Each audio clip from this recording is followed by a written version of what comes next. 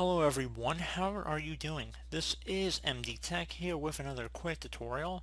In today's tutorial I'm going to show you guys how to find the legacy control panel in Windows 10. So it should be a pretty straightforward tutorial, and without further ado, let's go ahead and jump right into it.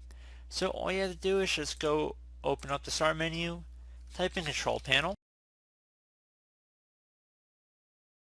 and there you go guys. If you open this up, this should open up the control panel. So just left click on it one time, and there you go. If you wanted to make a shortcut for it, you just open up the start menu again, type in control panel. You could right click on it and then pin it to the start menu, the taskbar.